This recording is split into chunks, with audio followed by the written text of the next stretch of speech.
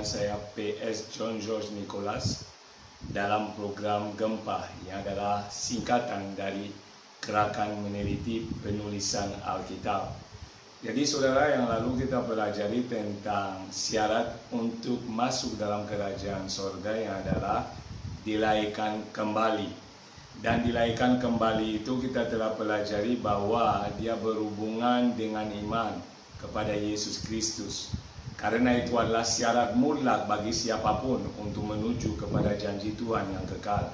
Hari ini kita akan merenungkan lebih dalam, karena itu dikerjakan oleh Roh Allah sendiri. Kita akan melihat caranya kelahiran baru itu terjadi, caranya kita mengalaminya, dan itu tidak lepas dari karya Roh Kudus yang adalah Roh Kristus itu sendiri. Mari kita baca 1 Korintus 12 ayat yang ketiga. 1 Korintus 12 ayat yang ketiga yang berbunyi, "Karena itu aku mau meyakinkan kamu bahwa tidak ada seorang pun yang berkata-kata oleh Roh Allah dapat berkata, terkutuklah Yesus. Dan tidak ada seorang pun yang dapat mengaku Yesus adalah Tuhan selain oleh Roh Kudus." Amin. Jadi Roh Kudus yang membawa orang mengakui Yesus sebagai Tuhan. Roh Kudus yang membawa orang mengucapkan kata percaya kepada Yesus itu. Bagaimana caranya Roh Kudus berperan melakukan hal ini? Ini yang kita akan pelajari. Sehingga dalam kelahiran baru, Roh Kudus punya peran yang sangat-sangat sentral. Kita lihat dulu di dalam Alkitab, Yohanes 16 ayat 7 dan seterusnya. Itu yang akan kita pelajari hari ini. Yohanes 16 ayat 7. Judul perikopnya adalah pekerjaan penghibur, yang adalah Roh Kudus itu Parakletos, yang adalah pengajar, penghibur, penolong. Kita melihatnya, namun benar yang kukatakan ini kepadamu adalah lebih berguna bagi kamu jika aku pergi. Sebab jika aku tidak pergi, penghibur itu tidak akan datang kepadamu, tetapi jikalau aku pergi, aku akan mengutus dia kepadamu. Jadi di sini dulu saudara, teman-teman, kita melihat bahwa Yesus yang akan mengutus Roh Kudus. Kenapa Yesus akan mengutus Roh Kudus? Karena Roh Kudus adalah Roh Kristus. Maka Yesus akan mengirim Roh Kudus kepada orang-orang percaya, kepada orang-orang supaya mereka dapat mengalami pemulihan dan pertobatan. Kenapa? Kelahiran baru erat dengan yang namanya pertobatan, saudara. Maka kalau saudara baca nanti di dalam Matius 3 ayat 2, Yohanes Pembaptis berkata bahwa harus bertobat karena kerajaan Tuhan sudah dekat. Di ayat 8 dia menyatakan kepada orang Farisi dan orang Saduki yang datang untuk dibaptis, dia meminta mereka menghasilkan buah dari pertobatan itu. Bahkan ayat 7 dia menyebut mereka keturunan ular beludak. Kenapa? Tidak bisa hanya sekedar datang untuk dibaptiskan, masuk di dalam air. Karena pertobatan bicara perubahan pola pikir, perubahan cara pandang terhadap Yesus Kristus, terhadap keselamatan dan cara mengalami keselamatan itu, terhadap keselamatan dan pribadi di dalam siapa keselamatan itu dicapai. Oleh karena itu saudara, kita lihat di sini bahwa Yesus pun di Matius 4 menyatakan kepada orang untuk bertobat karena kerajaan Allah sudah dekat, dan dia pun mengecam orang yang tidak kunjung mengalami pertobatan itu. Tetapi ini belakangan. Jadi Yesus adalah pribadi yang mengutus Roh Kudus kepada kita. Tujuannya apa saudara? Kita lihat ayat 8. Dan kalau ia datangi, Roh Kudus itu, ia akan mengisahkan dunia akan dosa, kebenaran dan penghakiman. Jadi tujuan Roh Kudus itu diutus adalah untuk mengisahkan kita. Artinya menyadarkan kita. Karena bertobat tidak sekedar menyesali sesuatu, tetapi bertobat bicara sesuatu yang sama sekali berbeda. Ada perubahan total dan drastis. Perubahan terutama dalam cara berpikir, dalam cara pandang. Keselamatan dan pribadi Yesus yang adalah sumber keselamatan itu. Oleh karena itu saudara, dikatakan dia akan datang menginsafkan kita akan dosa, akan kebenaran, dan akan penghakiman. Ini penting dan itu mutlak adalah cara orang harus bertobat, saudara. Karena pertobatan adalah penentu kelahiran baru. Dia satu paket dengan kelahiran baru, tidak bisa dipisahkan.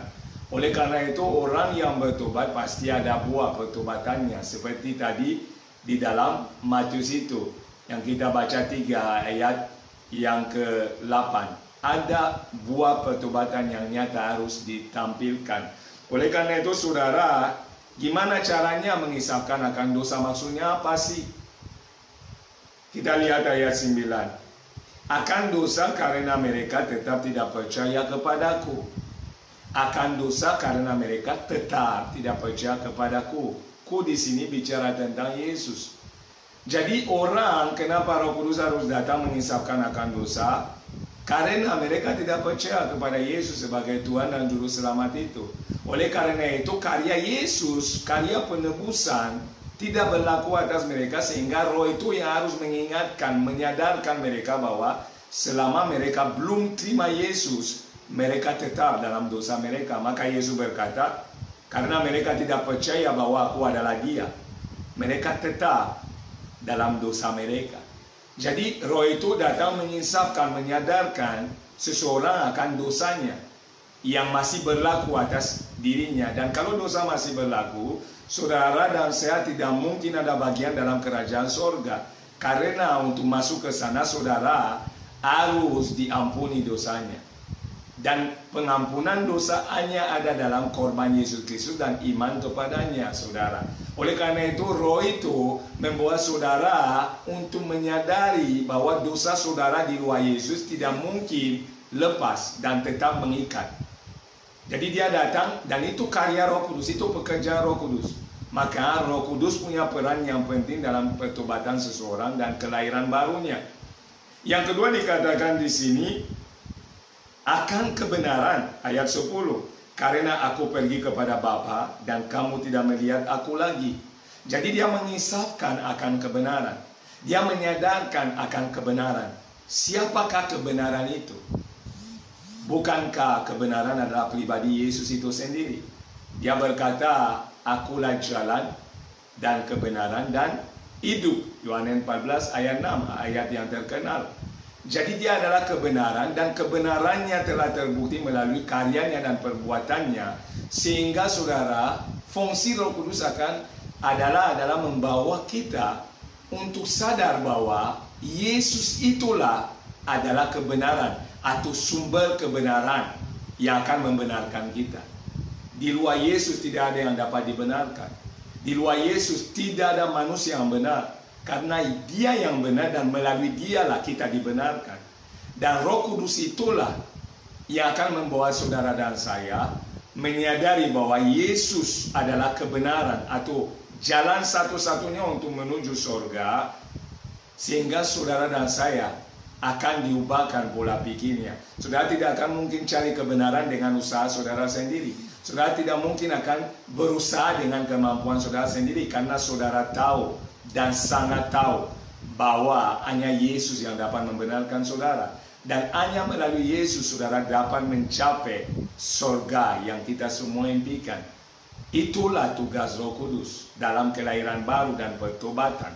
Yang ketiga dikatakan di sini, ayat 11, akan penghakiman.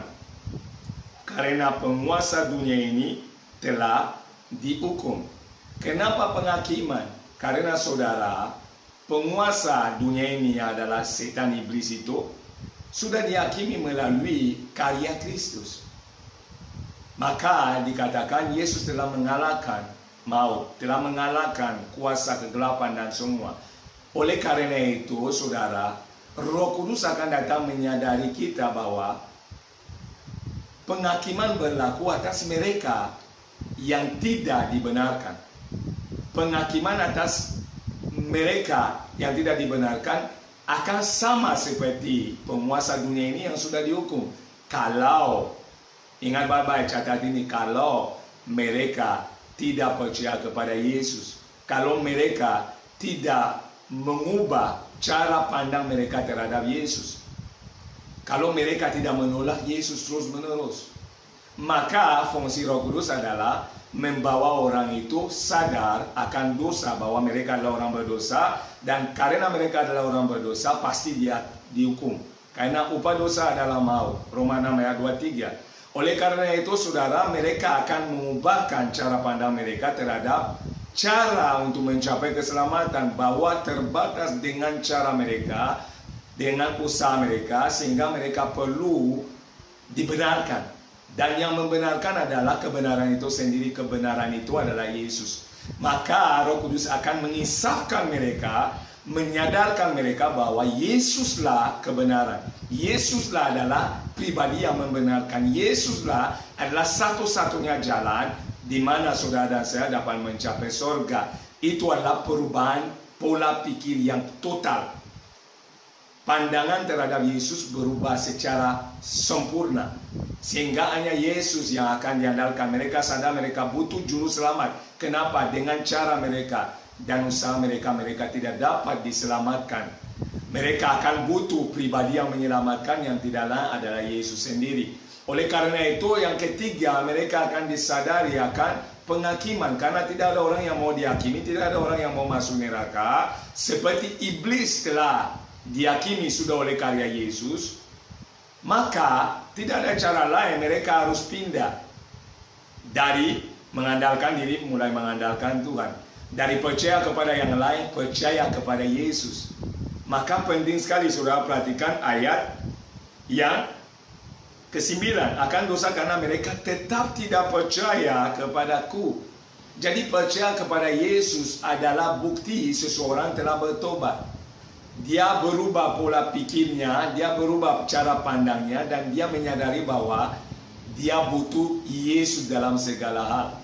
Dan itu adalah karya Roh Kudus saudara. Tidak ada yang lain yang dapat melakukannya selain Roh Kudus sendirinya, adalah Roh Kristus. Oleh karena itu Yesus mengutus Roh itu untuk membawa kesadaran dalam pikiran orang manusia berdosa, supaya manusia ini menyadari keterbatasannya karena dia adalah orang berdosa. Yang kedua, manusia ini menyadari bahwa dia butuh dibenarkan dengan cara menerima pembenar itu atau juru selamatnya adalah Yesus. Barulah mereka disadari oleh penghakiman, artinya hukuman, seandainya mereka tidak melakukannya. Sehingga melalui itu mereka dapat seperti 1 Korintus 12 ayat 3 menyatakan Yesus adalah Tuhan. Oleh apa? Oleh siapa? Oleh Roh Kudus yang telah mengisapkan mereka. Mereka bisa melakukannya hanya karena Roh Kudus mengisapkan. Jadi bukan sesuatu yang diucapkan dengan kata kosong. Itu adalah sesuatu yang sudah dialami secara pribadi, karena Roh Kudus itu, Roh kebenaran, telah membawa mereka mencapai seluruh kebenaran. Maka lihat ayat selanjutnya saudara, ayat 13, Yohanes 16:13.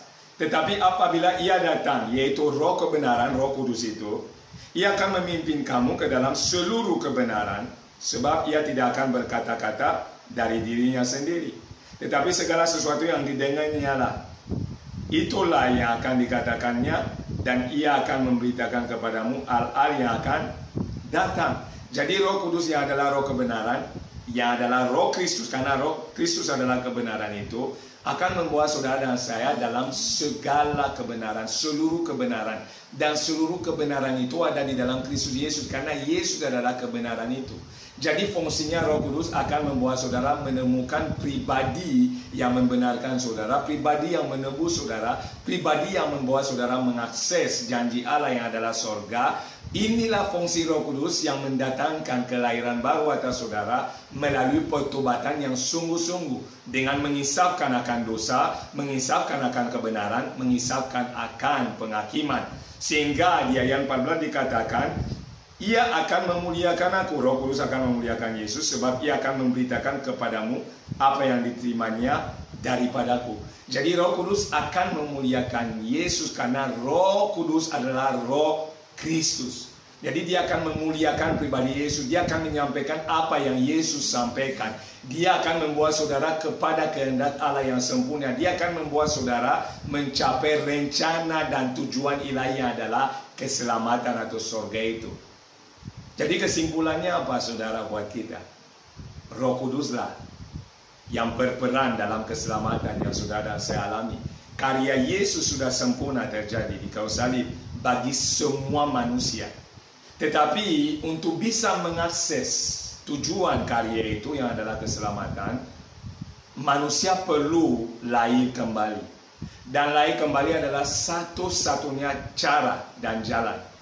Yang artinya saudara beriman kepada Yesus yang adalah Juru Selamat, yang adalah jalan satu-satunya untuk membawa saudara masuk surga. Tetapi hal itu terjadi seiring dengan pertobatan, seirama dengan pertobatan, bersamaan dengan pertobatan. Sehingga Roh Kudus yang sama yang membawa saudara dan saya menyadari bahwa Yesus Kristus adalah Tuhan dan satu-satunya jalan keselamatan. Sehingga saudara akan berkata, Yesus adalah Tuhanku, Yesus adalah Rajaku, Yesus adalah Juru Selamatku, Yesus adalah segala-galanya bagiku. Sehingga saudara lahir kembali oleh anugerah Tuhan dan masuk di dalam rencana Tuhan menuju mencapai garis akhir yang adalah keselamatan abadi, surga yang kekal yang dijanjikan. Oleh karena itu saudara, peganglah kepada Roh Kudus untuk saudara yang sudah menerimanya, dan kepada saudara saya yang belum menerima, cross check diri saudara, terimalah pewahyuan Roh Kudus dan terimalah Yesus sebagai sumber kehidupan, sehingga saudara dan saya pasti menikmati surga itu, bukan sekedar karena masuk gereja, bukan sekedar karena lahir Kristen, tetapi karena saudara sungguh-sungguh sudah mengalami kelahiran baru melalui pertobatan yang dikerjakan oleh Roh Kudus bagi saudara dan saya, sehingga saudara dan saya setiap waktu oleh Roh itu akan memuliakan Yesus dan memuji, memuliakannya dimanapun berada, menjadi saksi yang nyata bagi nama Kristus Tuhan. Itulah yang saya dapat sharingkan, kiranya memberkati. Saudara yang mau bertanya atau mau sharing, mau doa, konseling, atau apapun juga boleh tulis di komentar atau di pesan nomor handphone saya yang tertera, sehingga kita dapat saling membangun, saling menguatkan demi kemuliaan nama Tuhan.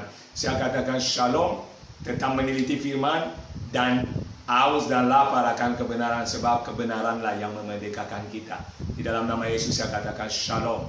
Tuhan Yesus memberkati. Amin.